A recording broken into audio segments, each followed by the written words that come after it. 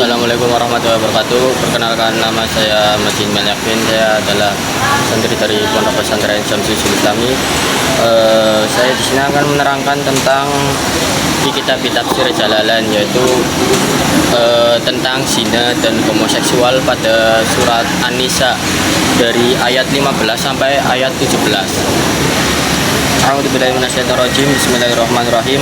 Wallati yatina fahisha, yang artinya yaitu dan wanita-wanita yang melakukan perbuatan keji.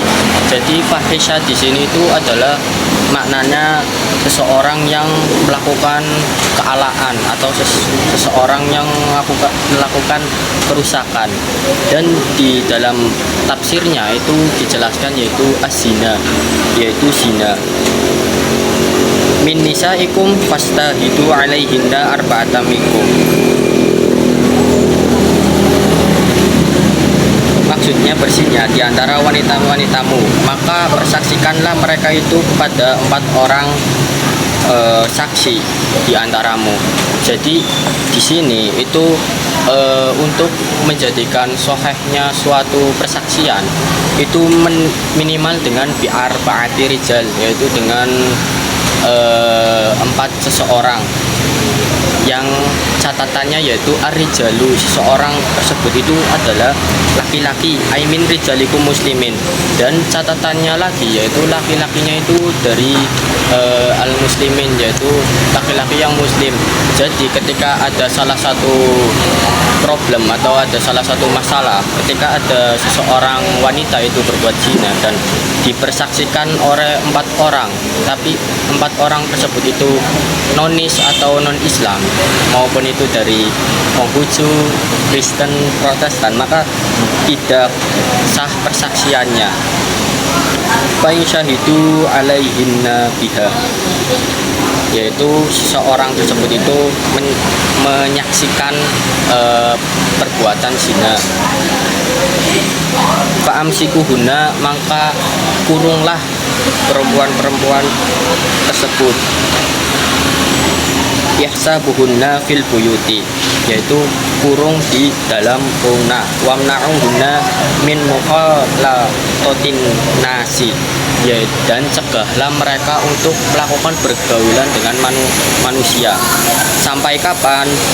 Hatta yatawaffahunal maut, sampai wanita-wanita tersebut itu diambil nyawanya atau diundang oleh Allah Subhanahu wa taala mautnya, ayil malaikatihi, yaitu dengan dicabutnya nyawanya oleh malaikat, yaitu malaikat Israel.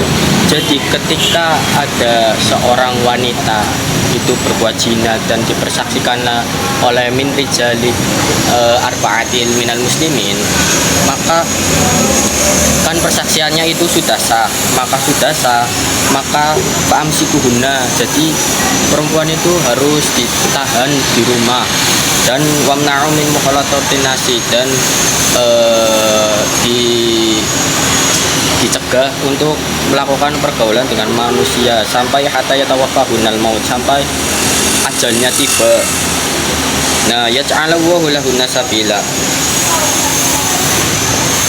Allah memberikan bagi mereka jalan lain, dan Allah juga memberikan solutif untuk takjirannya atau untuk hukumannya. Torikon ila furuji minha umuri bidalika awalul Islam. Dan adapun famsikuhunna itu adalah hukuman dari minha umuri bidalika awalul Islam. Jadi hukuman yang pertama bagi wanita-wanita yang berzina pada awal peradaban Islam.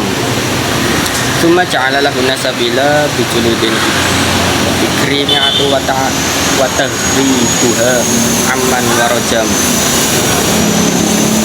yaitu dengan hukuman dera sebanyak 100 kali serta membuangnya dari kampung halamannya selama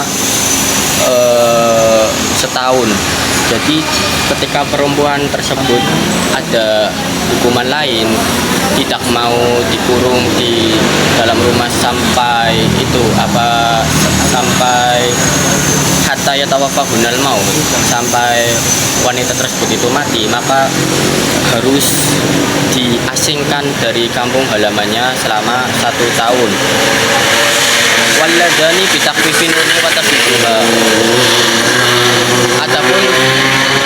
Adapun pada lafaz waladani yaitu bitakfifin nun, dengan nunnya itu diringankan, wa tasdidha, dan tanpa menggunakan tasdidnya, yati nahuna ayil fahisah zina aulutin. Jadi seseorang waladani itu kan adalah isim mausul yang menunjukkan laki-laki dua. Jadi maksud waladani di sini selain bitakfifin nun, dengan diringankan nunnya, itu adalah merujuk pada seorang laki-laki yang yakti niha ayil fahisyah zina, dua laki-laki yang melakukan kerusakan fahisyah atau zina, awilutin, atau melakukan hubungan antara laki-laki dengan laki-laki atau homoseksual. Minkum ayir rijal, dari kalian semua, fa'adhuhuma bisabbi wa turbi bil anali, maka hukumlah waladani tersebut atau dua laki-laki itu dengan pukulan atau dengan bahasanya itu dengan cambukan. Fa'ing taba minha wa aslaha amali, dan ketika dua laki-laki tersebut itu bertaubat dan wa aslahal amali, dan membenarkan seluruh perbuatan-perbuatannya, fa'riduan huma, maka bebaskanlah keduanya. Jadi konteksnya itu ketika ada seorang laki-laki itu yakti hal fahisyata zina awil lutin, kedua laki-laki itu melakukan suatu kerusakan fahisyah aulut atau homoseksual, dan konteksnya itu kedua orang tersebut itu bertobat dan membenarkan amal-amalnya, maka boleh dibebaskan. Wala tu'addu huma innallaha kana tawwaban, dan janganlah kalian memberatkan batinnya atau secara fisiknya, atau kita membuat mereka terluka secara dohir atau batinnya. Innallaha kana tawaban, dan sesungguhnya Allah itu tawaban, zat yang pemurah, menerima tobat, alamin tabirohiman, kepada seseorang yang ingin bertobat, dan Allah itu rohiman, zat yang memberi kasih sayang. Bihi wahada mansuhun bil haddi in uridu zina wa qada in uridu biha luton. Terhadap orang yang sadar, kepadanya ayat ini telah dihapus dan dimasukkan hukum dengan ayat had. Jadi ini itu termasuk ke dalam had atau hukuman dalam konteks fikih. Jika yang dimaksud karena berzina, demikian pula menurut Imam Syafi'i. Jika yang dimaksud karena homoseksual, hanya menurutnya pula orang yang dikerjai tidaklah dirajam walaupun telah beristri. Jadi konteksnya ketika seseorang itu melakukan homoseksual dan itu karena dia tidak beristri, maka hukumnya wajib laki-laki tersebut itu untuk dihukum rajam, yaitu dihukum dilempari batu sampai seseorang itu hatta yatawaffahunna, sampai seseorang itu mati.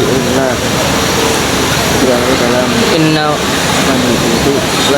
wa uridu az-zina'u wa ziyanatu wa yaraduhu tabinahuma biman mutasila bidomir rijal.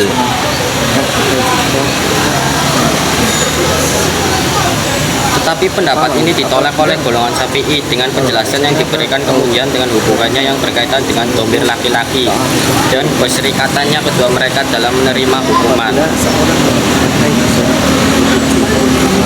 Wa taubatu wal i'radu wa huwa makhsusun birijali lima taqaddama fi nisa'i minal suci. Dan ini khusus bagi pihak laki-laki karena sebagaimana kita ketahui bagi pihak wanita ialah tahanan rumah. Jadi hukuman rajam itu menurut Imam Syafi'i itu terkhususkan untuk seseorang laki-laki saja, karena bagi Anisa, bagi perempuan itu ketika berbuat fahisha atau berbuat kerusakan itu kan di sini sudah dijelaskan, yaitu fa'amsikuhunna, yaitu ditahan di rumah hatta yatawaffahunal maut, sampai ajal menjemputnya. Jadi simpelnya yaitu hukuman rajam itu khusus untuk laki-laki, dan perempuan itu famsikuhunna, yaitu perempuan itu cukup ditahan di dalam rumah sampai hatayat awafahunna, sampai ajal menjemputnya. Innama taubatu 'ala Allah, dan sesungguhnya tobat di sisi Allah. Sesungguhnya Allah itu sangatlah menerima tobat hambanya. Ayat kitabun ala nafsi qabawlaha bifadli lilladina ya'maluna su'a, yakni yang pasti diterima di sisinya berkat kemurahannya ialah bagi orang-orang yang mengerjakan kejahatan. Jadi sesungguhnya Allah itu ayat kita ala nafsi. Jadi Allah itu menerima tobatnya seseorang yang berbuat asua, berbuat kealaan, itu Allah akan menerima taubatnya. Ayil maksiati, yaitu yang disebutkan kealaan yaitu maksiat. Bijahalatin ala ay jahilina ida asawa rabbahum, atau maksiat disebabkan kejahilan menjadi hal, artinya tidak tahu bahwa dengan itu berarti mendurhakai Allah. Jadi ketika seseorang itu jahil atau bodoh, tidak mengetahui hukum, terus seseorang itu berbuat fahisha, maka di sini dijelaskan itu tidak dikenai hukuman karena kejahiliannya, karena kebodohannya. Summa yatubuna min zanni, menjadi hal, artinya tidak tahu bahwa dengan berarti.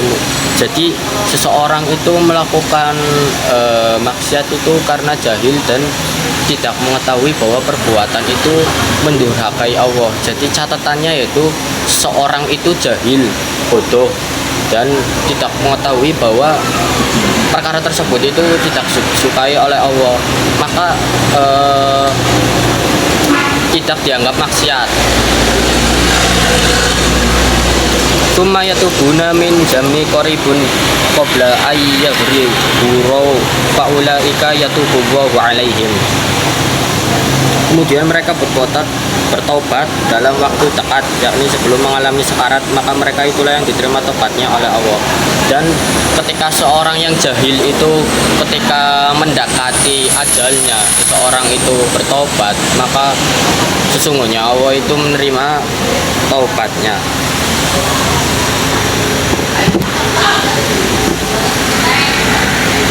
Yaqbalu taubatahum wa kana Allahu aliman bitakhliki hakiman.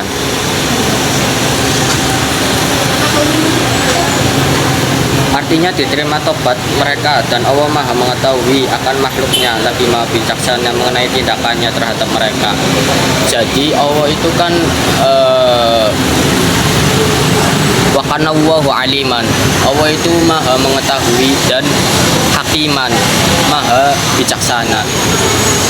Jadi karena Allah itu Maha mengetahui dan Maha bijaksana, jadi ketika ada seseorang itu berbuat fahisha tapi seseorang itu jahil, jadi Allah itu kan sudah tahu bahwa seseorang itu jahil dan seseorang itu bodoh. Jadi Allah itu menerima taubatnya karena seseorang itu jahil, seseorang itu bodoh. Mungkin cukup sekian dari saya, kurang lebihnya mohon maaf. Assalamualaikum warahmatullahi wabarakatuh.